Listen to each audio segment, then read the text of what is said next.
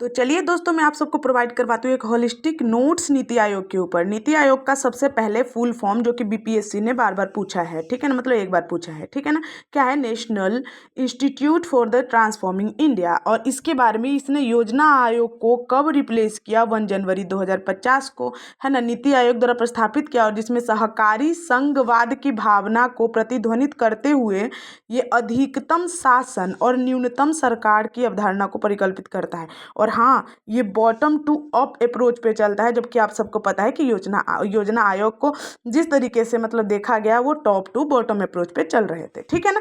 और इसमें total 2 hub होते हैं, एक को कहते हैं टीम इंडिया हब और दूसरे को कहते हैं हम ज्ञान तथा नवाचार हब। और ये ज्ञान तथा जो नवाचार हब होता है वो नीति आयोग का थिंक टैंक होता है, और वहीं टीम इंडिया हब जो होता है वो राज्य और केंद्र के बीच में इंटरफेस का कार्य करता है। अबाउट नीति आयोग, इसका अध्यक्ष पीएम होता है, उपाध्यक्ष पीएम द्वारा नियुक्त किया जाता है। संचालन समिति के जो अध्यक्ष होते हैं ये सीएम, तथा ये क्या करता है? सभी राज्यों के सीएम और यूटी के जो उपराज्यपाल होते हैं उन्हीं को संचालन समिति के परिषद में बनाए थे। तदर्थ सदस्य कौन होते हैं आप लोग देख लीजिए एक बार, मैं फुल ये शो करवा देती हूँ आप लोग को, है ना। पदेन सदस्य कौन होते हैं? सीईओ कौन होते हैं? उद्देश्य इसका क्या होता है कि सहकारी संघवाद को बढ़ावा देना, राष्ट्रीय सुरक्षा तथा आर्थिक रणनीति में विकास पर बल देना, ग्रामीण स्तर पर योजना विश्वसनीयता को बनाए रखना, और प्रमुख हितधारक तथा राष्ट्रीय अंतर्राष्ट्रीय समान विचारधारा वाले के थिंक टैंक के रूप में सलाह देना और उसको भागीदारी हेतु प्रोत्साहन करना, ज्ञान नवाचार तथा उद्यमिता की सहायता करना और उसकी प्रणाली की स्थापना करना। इसका महत्व क्या होता है? और साथ में ये 7 पिलर अप्रोच पर कार्य करता है। वो पिलर कौन कौन से हैं?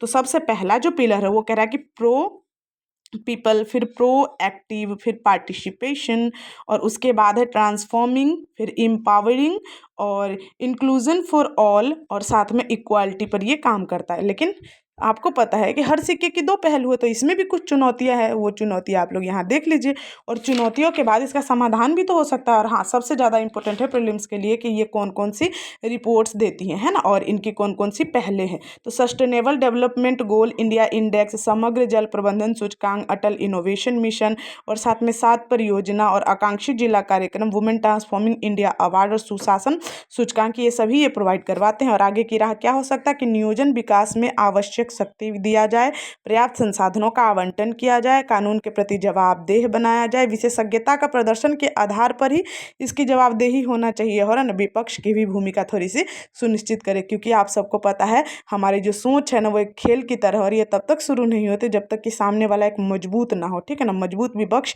एक मजबूत लोकतंत्र की स्थापना करती है, और जब मजबूत लोकतंत्र होता है तो उस समाज में अधिक न्याय होता है, और जहाँ अधिक न्याय होता है वहाँ दान की जरूरत नहीं होती। मिलते हैं नेक्स्ट वीडियो में, तब तक के लिए राधे राधे।